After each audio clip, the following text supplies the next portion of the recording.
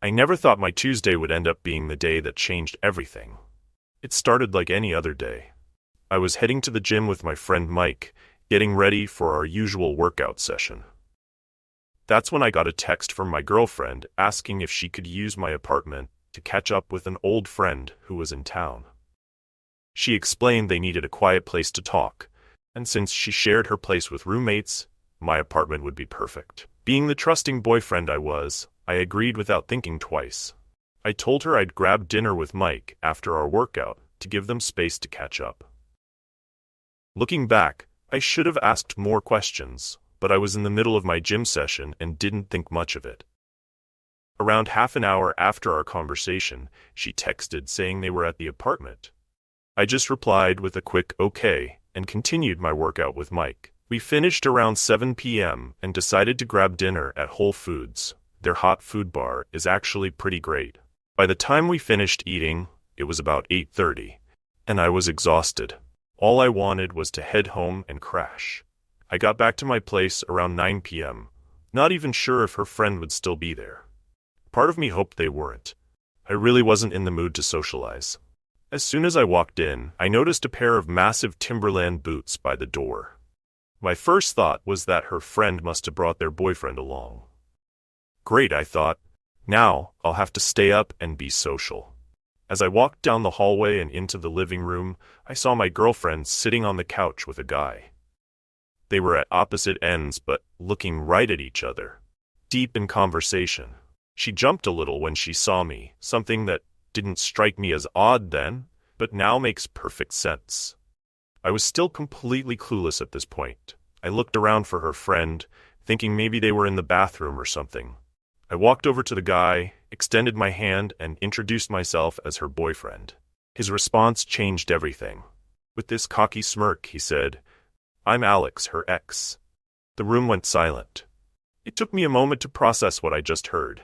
My girlfriend had been alone in my apartment for hours with her ex-boyfriend, after telling me she was meeting an old friend. I looked at her and said, "So this is your old friend?" She responded with this weak, "Yeah," that made my stomach turn. I was trying hard not to jump to conclusions, but I was tired, upset, and now dealing with the fact that my girlfriend had basically lied to me. The conversation they'd been having moments ago completely died, and you could cut the tension with a knife. She tried to ask about my day, but I could barely focus on responding. It felt like I was interrupting something, and that feeling was making me more uncomfortable by the second. After what felt like forever, but was probably just a minute, I'd had enough. I looked at Alex and said, "Hey, mind wrapping this up? I need to talk to her about something." His response made my blood boil. She invited me over, though, and we're still reminiscing about the good old days. Then he looked at her and asked, "Do you want me to leave?" That's when I lost it. What do you mean, do you want me to leave? I don't care what she wants. This is my apartment, and I'm telling you to get out. I surprised myself with how angry I sounded, but I couldn't help it. My girlfriend started telling me to calm down, and then turned to Alex, saying he should leave. He got up and headed to get his stuff, with me following right behind him to make sure he actually left. After he was gone, I walked back to find my girlfriend furious with me, saying I'd embarrassed her. I couldn't believe what I was hearing. She embarrassed?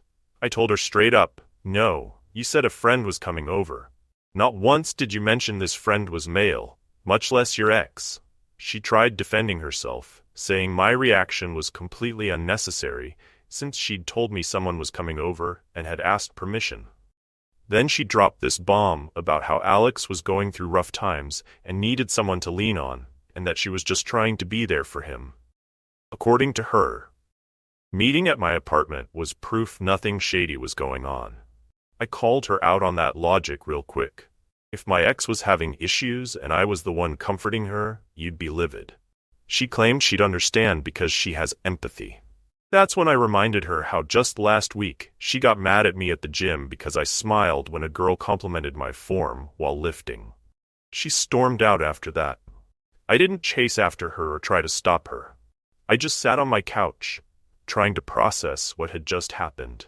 That's when I decided to call my dad. He's always been my voice of reason. 2 hours later, I got these texts from her. Can we talk? I'm sorry for not telling you it was my ex I was inviting over. I don't want you to get the wrong idea. Nothing happened. Nothing is going to happen. I love you. He messaged me out of the blue. He needed someone to talk to. I didn't think that much of it. I'm sorry for deceiving you.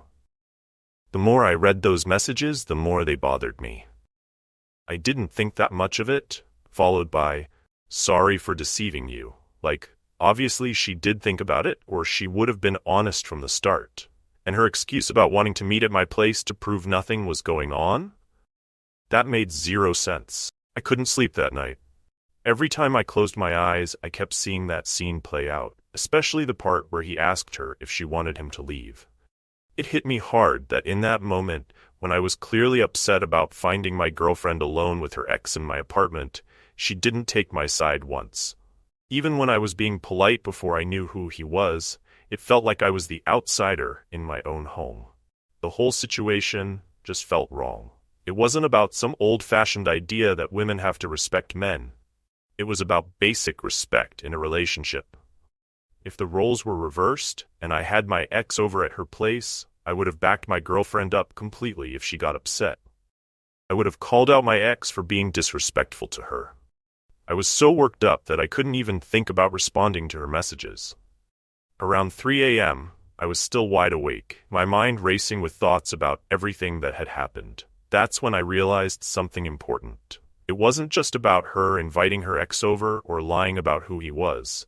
It was about trust and how quickly it can break. The next morning was rough. I hadn't slept much, and my phone was blowing up with messages from her. Apologies, explanations, begging for forgiveness. I couldn't deal with it. I needed to clear my head, so I headed down to my apartment's gym. Running always helps me think straight.